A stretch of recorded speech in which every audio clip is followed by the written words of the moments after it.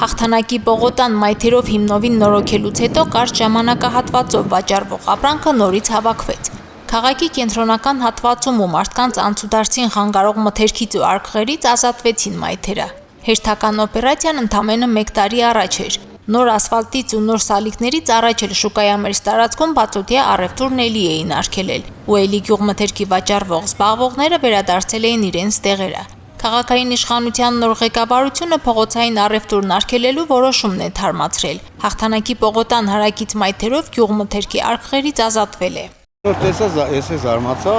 մաքրել էին ու ճիշտ են արել։ Վերջում ժողովուրդը կանցին դառնան։ Դեռ ուրախացա ճիշտ նստած էսա։ Բոլոր տեղերն էլ օրսպես եղնի շատ լավ կեղնի, փողոցային առևտուրը վերանային, բոլերին նստած կեղդոտ։ Մայթերից վաճառվող ապրանքը հանելու մասին վաճառականներին 4 օր առաջ է քաղաքապետարանը ծանուցում ուղարկել ու զգուշացրել, որ հարկավոր է մայթերին ազատել կամավոր։ Հակառակ դեպքում կձեռնարկվեն համապատասխան միջոցներ։ Թեև բանը դրան ոչ էլ հասավ։ Հաղթանակի պողոտայում Արակաց ճեմափողոցում բացօթյա առևտրային կետերը չկան։ Արգելքի ծանուցումը ստանալուց հետո առևտրականները քաղաքապետարան են գնացել, խնդրել վերանայել որոշումը։ Խնդրանքը մերժվել է, բայց գյուղմթերքի վաճառքը կազմակերպելու համար նրանց այլ տարածքներ են առաջարկել։ Մենք մատնանշեցինք, որ գոյություն ունին համապատասխան այլընտրանքային շուկայի տարածքում գտնվող հատվածներ, այսպես ասած Գարենի բազարը,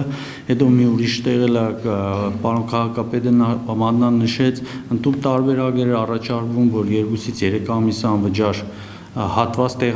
տեղակայվեր սեփականատիրոջ հետ քննարկում ունենայինք իրենց ընտառաջին։ 2 տարածք է ներկայացվել վաճառականներին, դրանցից մեկն են ընտրելու։ Նման առաջարկ նախկինում էլ է եղել տեղափոխվել փակ շուկայի տարածք, որտեղ կան պայմաններ առևտրի կազմակերպման համար։ Դրանից հրաժարվել էին պատճառ բերելով, թե շուկան մասնավորինն է եւ պայմանները ձեռնտու չեն։ Գարենը մասնավորի մոտ իրանք ունեն իրենց պատճառաբանություններն, որ մեծածախ առևտուրը չի թողնում, որ նրանք կարողանան իրանց մանրածախ առևտրով զբաղվեն։ Դրա համար իրանց ուրիշ տեղ են առաջարկել Շահանյան փողոցի շենքային այդ հատվածներում, որտեղ ժամանակավոր կարելի է իրականացնել ինչ-որ իրանց առևտուրը կազմակերպել։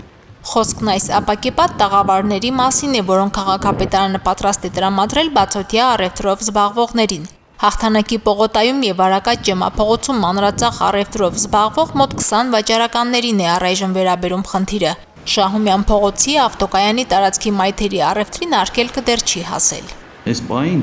այսպես ասեմ, չեն կարող բոլորին միահամուռ զրկենք հաց վաստակելու իրավունքից, որովհետև այլ ընտրանքը դեռ այդ մասշտաբի չունենք։ Մենք պետք է հիմա աշխատենք այն ուղղությամբ, որ ստեղծենք այլ ընտրանքը եւ մնացածին արդեն բերենք օրինական դաշտեմի։